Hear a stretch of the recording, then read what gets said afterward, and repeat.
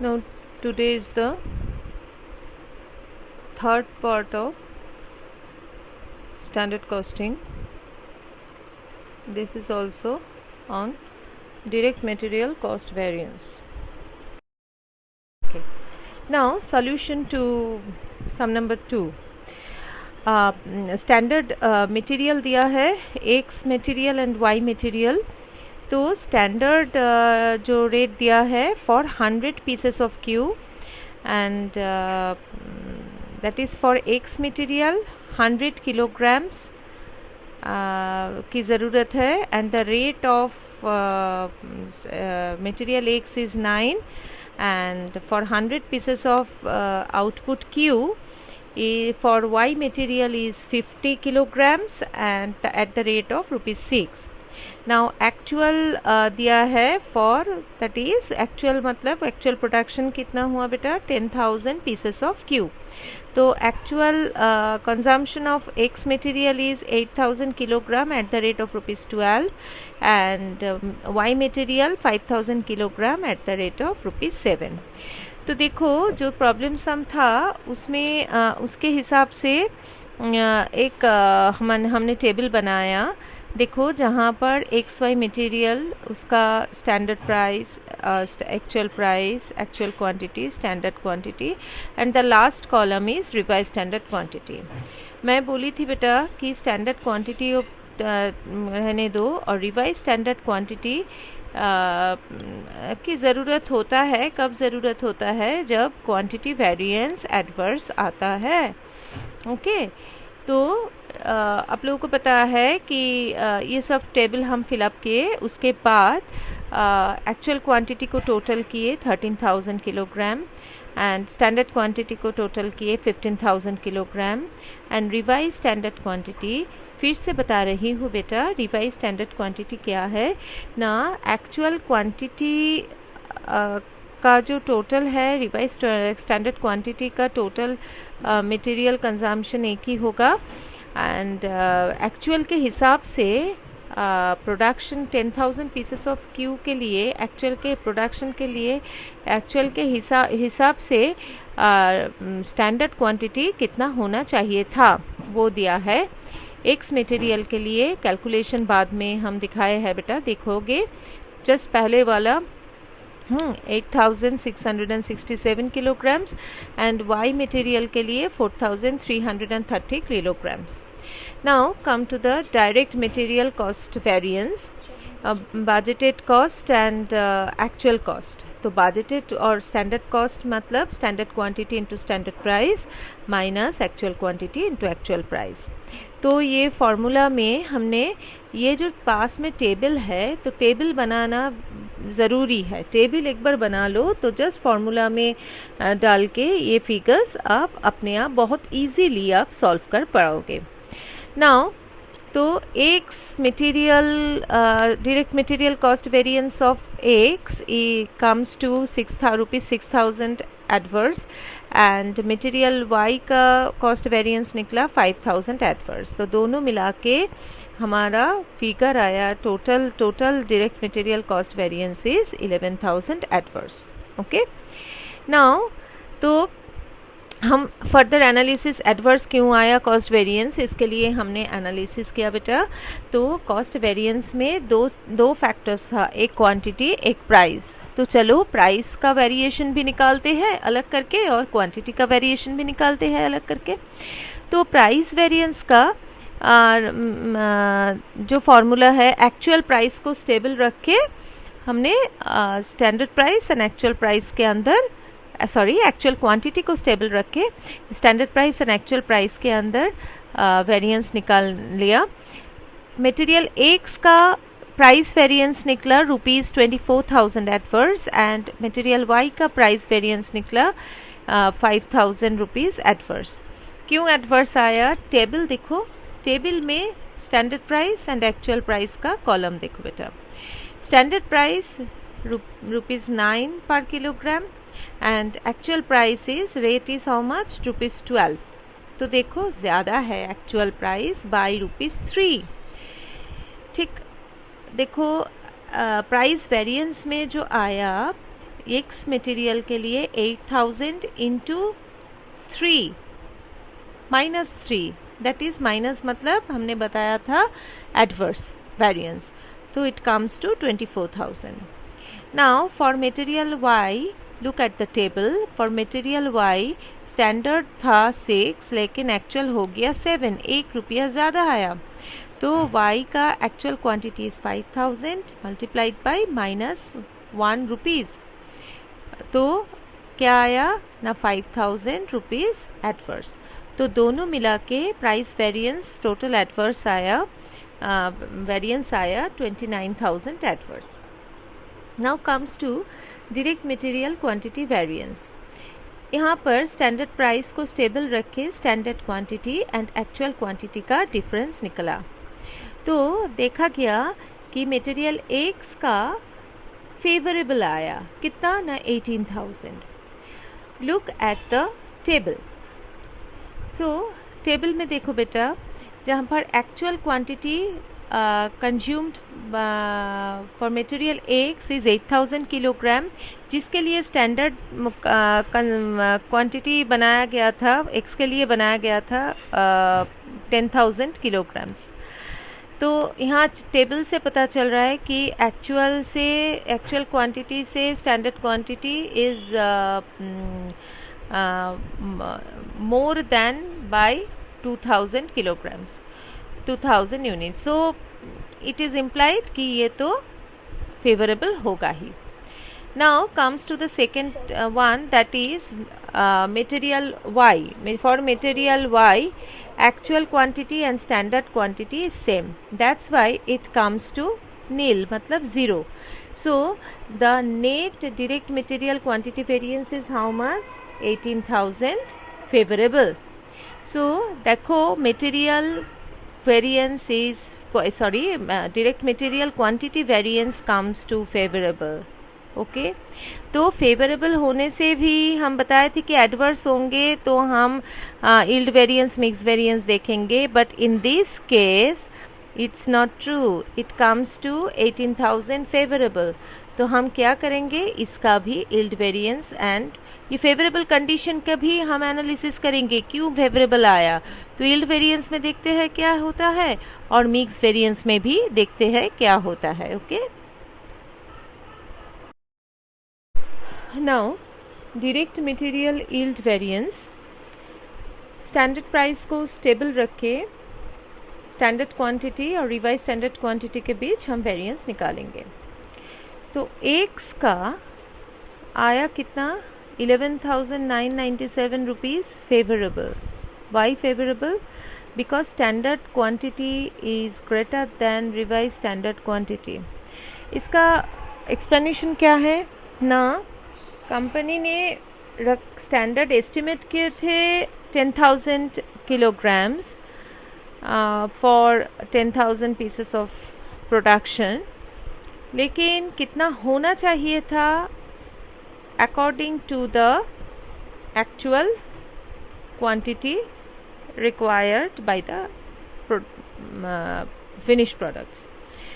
तो वहाँ पर देखा गया कि एक्चुअल के हिसाब से स्टैंडर्ड क्वांटिटी होना चाहिए 8,667 kilograms for x, but standard estimate किया गया था फॉर एक्स मटेरियल इज 10,000. ठीक उसी तरह similarly for Y material standard actual के हिसाब से स्टैंडर्ड होना था 4,333, लेकिन स्टैंडर्ड एस्टिमेट किया गया 5,000. तो इसमें ही पता चलता है, ये दोनों फिगर से देखो स्टैंडर्ड ज़्यादा हो गया, ज़्यादा एस्टिमेट किया, तो ऑब्वियसली ये फेवरेबल आएगा. तो total favourable balance is 15,999 rupees.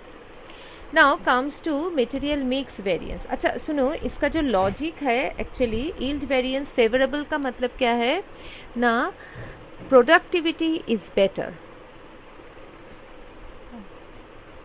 Now material mix variance का फार्मूला स्टैंडर्ड प्राइस को स्टेबल रख के revise standard quantity and actual quantity का वेरिएंस निकालेंगे। तो एक्स का आया 6003 रुपीज़ फेवरेबल, लेकिन वाई का मटेरियल वाई का वेरिएंस आया 4002 एडवर्स। तो इस दोनों में नेट फिगर जो आया ₹2002 फेवरेबल। नाउ हमारा तो काम हो गया बेटा, हम मटेरियल कॉस्ट वेरिएंस निकाले, प्राइस वेरिएंस निकाले, क्वांटिटी वेरिएंस निकाले, फर्दर यील्ड वेरिएंस निकाले एंड मिक्स वेरिएंस निकाले।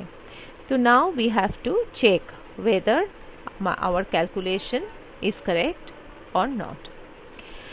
Now we know the relation between these variances. Total material cost variance equals to material price variance and material quantity variance. Further material price variance plus quantity variance को further हम फिर से divide कर रहे हैं yield variance plus mix variance से। तो देखो ये फिगर्स लिखो, मटेरियल प्राइस वेरिएंस हमारा निकला 29,000 एडवर्स एंड यील्ड वेरिएंस निकला 15,999 favourable plus 2001 favourable for mix variance. So हमारा देखो आंसर कितना आया, ₹11,000 adverse, which is the total direct material cost variance जो हमारा पहले निकाले गया था। Okay, now revise standard quantity को कैलकुलेशन करेंगे। Standard quantity of material X was 100 kilogram and standard quantity of material Y was 50 kilogram for 100 pieces of output Q. तो देखो इन दोनों का रिलेशन क्या है, it is on the ratio 2:1। तो हमने बताया कि एक्चुअल क्वांटिटी के हिसाब से स्टैंडर्ड क्वांटिटी क्या होना चाहिए, ये स्टैंडर्ड का जो रेशियो दिया होता है उस रेशियो से हम इसको कैलकुलेट करेंगे। तो रेशियो दिया गया 2:1।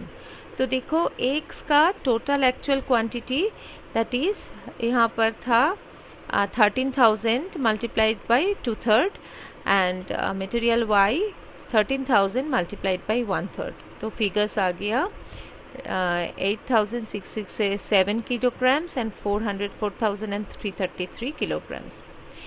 नाउ हमने एक इंटरप्रिटेशन दिया कि जो ये सम नंबर 2 हमने किया, in the sum we get favorable direct material yield variance. Okay, so it indicates better productivity than the standard yield resulting in lower material cost. तो favorable yield variance का मतलब क्या है, 2, that is first is better productivity है इसका, और इससे क्या होता है, material cost लो हो जाता है, कम हो जाता है। Okay, but in some number 1 पहला जो सम हमने किए थे वहाँ पर हमारा मटेरियल यील्ड वेरिएंस आया था एडवर्स। याद करो, देख लो, खाता में आप लोग लिख रहे हो ना, उसमें देख लो कि एडवर्स आया था। उसका मतलब क्या है ना, लोअर प्रोडक्टिविटी। ओके, क्योंकि स्टैंडर्ड यील्ड से ये कम है, और इसका मतलब क्या है ना, मटेरियल कॉस्ट हायर, ज़्यादा है, ज़्यादा हो जाता है। ओके, नाउ हमारा तीसरा सम है मटेरियल कॉस्ट वेरिएंस के ऊपर। यहाँ पर लिखा है, देखो, from the following data for March 2019 of a factory calculate necessary material variances. Now यहाँ पर 3 मटेरियल्स है। RST, उसका स्टैंडर्ड क्वांटिटी लिखा है 8,000, 3,000, 2,000, स्टैंडर्ड रेट भी दिया है। एक्चुअल क्वांटिटी रिक्वायर्ड लिखा है 7,500, 3,300 एंड 2,400 एंड इसका रेट भी दिया हुआ है। देखो इस सम्स में कोई आउटपुट के बारे में कुछ नहीं कहा कि कितना प्रोडक्शन हुआ, कितना यूनिट प्रोडक्शन हुआ, एट्सेट्रा एट्सेट्रा, तो सिर्फ ये दिया है। तो इट इज़ इम्प्लाइड जितना भी आउटपुट प्रोड्यूस होना हो, स्टैंडर्ड टोटल दिया है, एक्चुअल का भी रिक्वायरमेंट पूरा दिया है। ठीक है, ये तो झमेला कम हुआ, हमको स्टैंडर्ड से एक्चुअल के हिसाब से एक्चुअल आउटपुट के हिसाब से हमको कन्वर्ट नहीं करना पड़ा। ओके, नाउ पहला काम क्या है हमारा, साम्स को देख के ये 6 कॉलम है, ध्यान में रखो बेटा, 6 columns would be there. Okay, और जितना मटेरियल होगा उसके हिसाब से रोज होंगे। तो कॉलम 6 है, मटेरियल RST हमने लिख चुके, स्टैंडर्ड रेट, अभी तक तो स्टैंडर्ड प्राइस लिखे, हमने पहले क्लास में बताया था कि स्टैंडर्ड प्राइस और रेट एक ही है। साम्स में दिया है स्टैंडर्ड रेट, इसीलिए हमने रेट लिखे बेटा। Standard rate, actual quantity, standard quantity, उसके बाद रिवाइज स्टैंडर्ड क्वांटिटी।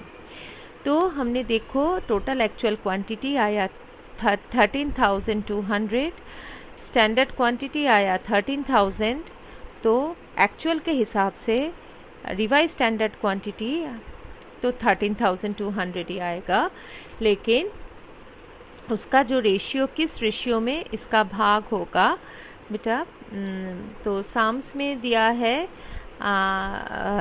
1 मिनट। और रिवाइज स्टैंडर्ड क्वांटिटी का जो कैलकुलेशन हुआ वो देखो 8:3:2 में, मतलब 8,000 3,000 2,000 स्टैंडर्ड क्वांटिटी था RST रिस्पेक्टिवली।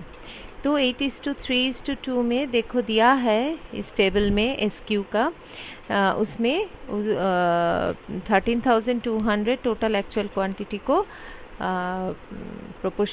भाग किया है। तो उसमें फिगर्स आया for R material 8,123, for material S 3,046 and for material T 2,031। ये थोड़ा राउंड ऑफ किया गया फिगर से। Now simple direct material cost variance, हम डिटेल्स में और नहीं जाएंगे, आप लोग ये सॉल्व करोगे, बजटेड कॉस्ट और standard cost minus actual cost. तो RST तीनों मिला के हमारा देखो 3,540 एडवर्स वेरिएशन आया है। और एक बात, आप टेबल में देखो बेटा, टेबल में स्टैंडर्ड रेट से जो दिया है उससे ज़्यादा एक्चुअल रेट है, देख रहे हो variation, actual rate of RST is more than standard rate. तो इससे डायरेक्ट पता चलता है कि प्राइस वेरिएंस और रेट वेरिएंस हमारा क्या होगा ना, एडवर्स आएगा। ओके, नाउ क्वांटिटी वेरिएंस देखो बेटा, यहाँ पर एक्चुअल क्वांटिटी और स्टैंडर्ड क्वांटिटी, R का क्या है, मटेरियल R के लिए एक्चुअल क्वांटिटी कम लगा, तो इसका मतलब favourable. Standard quantity S for material S ज़्यादा है, 3,300, दैट इज़ ग्रेटर देन 3,000, तो ज़्यादा खर्चा हुआ है, कंजम्पशन हुआ है, तो इसका क्या होगा, एडवर्स आएगा। और फॉर मटेरियल T देखो एक्चुअल क्वांटिटी ज़्यादा है, तो इसका भी एडवर्स आएगा। तो देखो बेटा, ये टेबल से ही पता चलता है कि रेट वेरिएंस एडवर्स आएगा और क्वांटिटी वेरिएंस R फेवरेबल है और S एंड T एडवर्स आएगा। क्लियर? चलो, तो material, direct material price variance हम निकल रहे हैं। आप लोग प्राइस के जगह रेट भी लिख सकते हो, डायरेक्ट मटेरियल रेट वेरिएंस, तो कोई प्रॉब्लम नहीं होगा, प्राइस भी लिखो, उसमें भी कोई प्रॉब्लम नहीं होगा, कोई मार्क्स डिडक्शन नहीं होगा। ठीक है, तो जो फॉर्मूला है एक्चुअल क्वांटिटी को स्टेबल रख के स्टैंडर्ड प्राइस और एक्चुअल प्राइस के बीच हम वेरिएंस निकालेंगे।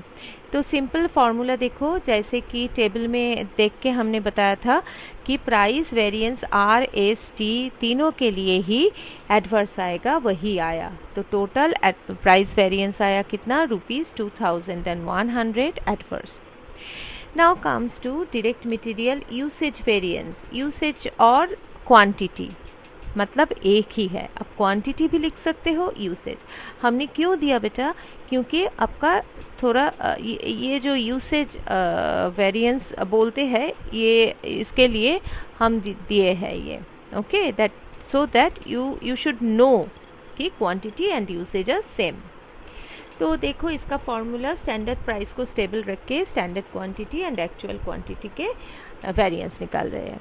तो हमने तो टेबल में देख चुके बेटा, आर मटेरियल के लिए 525 रुपीज़ फेवरेबल था और एस एंड टी के लिए भी ये फेवरेबल नहीं था, ये हो गया एडवर्स. जो टेबल से ही हमको पूरा पता चलता है कि कौन सा वेरिएंस एडवर्स आएगा और फेवरेबल आएगा.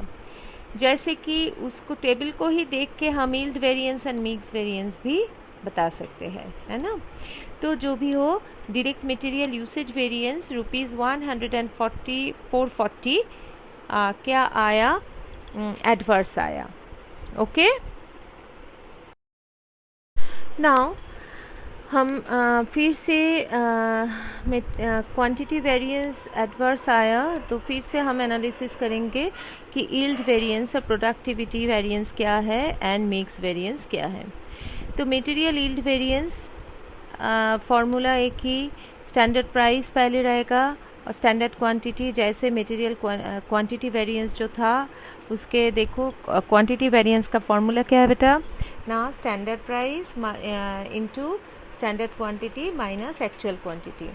सिर्फ ये yield variance and mix variance में याद रहने के लिए हमने क्या कहा बेटा, बीच में रिवाइज स्टैंडर्ड क्वांटिटी को ला दो. तो क्या हो जाएगा ये formula, standard price multiplied by standard quantity minus revise standard quantity for yield variance, and for mix variance standard price multiplied by revise standard quantity minus actual quantity. So formula में ही देखो minus R S Q and plus R S Q, इसको cancel करने से हमारा quantity variance का formula standard price into standard quantity minus actual quantity आ जाता है. ओके, नाउ यील्ड वेरिएंस में देखो मटेरियल आर में एडवर्स आया है, मटेरियल एस में रुपीज़ 98.9 एडवर्स आया है एंड मटेरियल टी में रुपीज़ 102.3 एडवर्स आया है. तो तीनों मिला के रुपीज़ 330.35 एडवर्स आया. तो देखो बेटा यील्ड वेरिएंस एडवर्स आने से दो कारण होता है. फर्दर एनालिसिस करेंगे तो इंटरप्रिटेशन क्या करेंगे ना, बोलेंगे कि ये लोअर प्रोडक्टिविटी है because the variance is adverse और अनफेवरेबल लोअर प्रोडक्टिविटी है. लोअर प्रोडक्टिविटी होने से क्या होता है ना, मटेरियल कॉस्ट बढ़ जाता है. ठीक है, now mix variance for material R is rupees 654.15 favourable, for S is rupees 546.10 adverse, and for material T rupees 1217.70 adverse. So net result is how much, rupees 1109.65 adverse. तो हमारा देखो मटेरियल वेरिएंस निकल गया, कोई दिक्कत नहीं है, कोई प्रॉब्लम नहीं है. तो हम ये जो कैलकुलेशन किए हैं ये ठीक ठाक हुआ कि नहीं, इसके लिए हम चेक प्रोसीजर अपनाए हैं, चेक करना. ठीक है, तो देखो चेक करना, एक साम्स में कुछ दिया हुआ नहीं है, nothing is mentioned, whether you have to check और नॉट, नथिंग इज़ मैंशनड. तो हम सिर्फ चेक करेंगे जैसे किए थे. लेकिन कुछ साम्स में दिया होता है शो रिकॉन्सिलिएशन स्टेटमेंट. तो व्हाट इज़ रिकॉन्सिलिएशन स्टेटमेंट हमने किया बेटा, देखो statement showing reconciliation of material cost variance. It is nothing but checking of material cost variance. Clear? तो कैसे लिखते हैं रिकॉन्सिलिएशन स्टेटमेंट, पहले क्या लिखा ना, मटेरियल कॉस्ट, इसका जो रिजल्ट आएगा मटेरियल कॉस्ट वेरिएंस होगा. जैसे हमने चेकिंग में लिखे थे बेटा, material cost variance is equal to material price variance plus material quantity variance. उसके बाद उसको थोड़ा भी डिटेल लिखे, material price is equal to material price variance plus material yield variance plus material mix variance. ठीक उसी तरह हमने लिखे, क्या लिखे, पहले मटेरियल प्राइस वेरिएंस कितना आया 2100 एडवर्स। उसके बाद मटेरियल यूसेज वेरिएंस, जैसे हमने हेडिंग दिए सब हेडिंग, उसके नीचे लिखे material yield variance ₹330 adverse and material mix variance ₹1110 adverse. तो टोटल आया ₹1440 एडवर्स। तो नेट रिजल्ट कितना आया ना ₹3540 adverse. So this is the result of direct material cost variance. तो हम कह सकते हैं कि हमारा प्रॉब्लम सम्स का कैलकुलेशन एकदम ठीक ठाक हुआ। ओके, नाउ प्रॉब्लम नंबर 4, ये तुम लोगों के लिए होमवर्क है बेटा। आप लोग कॉपी में करना, सॉल्व करना, हाथों में नहीं करोगे, हाथों से तो ये आप प्रोड्यूस नहीं कर पाओगे, ठीक है। नाउ यहाँ पर दिया है, देखो, the standard material cost to produce a ton of chemical Zen is 300 kilogram of material A at the rate of ₹10 per kg, 400 kg of material B at the rate of ₹5 per kg, and 500 kg of material C at the rate of ₹6 per kg. During a period, 100 tons of mixture Zen were produced from the usage of 35 tons of A at a cost of ₹9,000 per ton, 42 tons of B at a cost of ₹6,000 per ton, 53 tons of C at a cost of ₹7,000 per ton. देखो ये sums क्या है, the standard material cost to produce a ton, मतलब क्या है, standard cost दिया है किसके हिसाब से ना, आउटपुट है क्या, एक केमिकल है, केमिकल मिक्सचर है जेन, ठीक है।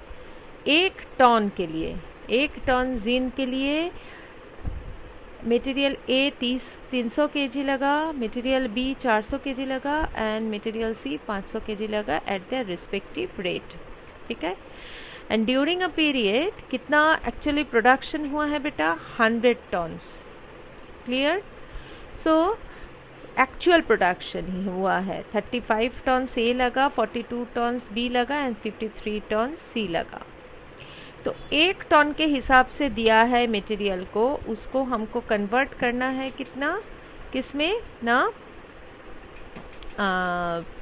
100 टन्स में। तो हर जो स्टैंडर्ड मटेरियल कॉस्ट है, स्टैंडर्ड मटेरियल क्वांटिटी जो है दिया है, सिर्फ 100 से मल्टीप्लाई करने से ही हो जाएगा, ठीक है। जैसे 300 kg of material A multiplied by 100, 1 ton के लिए 300 लगा था, तो 100 टन्स के लिए कितना चाहिए। ठीक उसी तरह यूनिटरी मेथड में ये आप कन्वर्ट करके लेकिन आप जो आएगा उसको टन में ही रखना है, किलोग्राम्स मत लिखना उसको। जैसे एक्चुअल में दिया है 35 टन्स, 42 टन्स, 53 टन्स, ठीक इसीलिए इसको कन्वर्ट कर लेना, जो कि जितना किलोग्राम आएगा उसको लेके आप टन्स में ही कन्वर्ट कर लेना, ठीक है बेटा। तो ये टेबल प्रिपेयर कर लेना। टेबल प्रिपेयर करने के बाद जैसे जैसे ये मटेरियल कॉस्ट वेरिएंस निकालना होता है वो निकल के रख देना। जस्ट नेक्स्ट क्लास में हम जस्ट रिवाइज करेंगे और आंसर्स को दे देंगे, आप देख लेना बेटा, ठीक है। Okay, bye.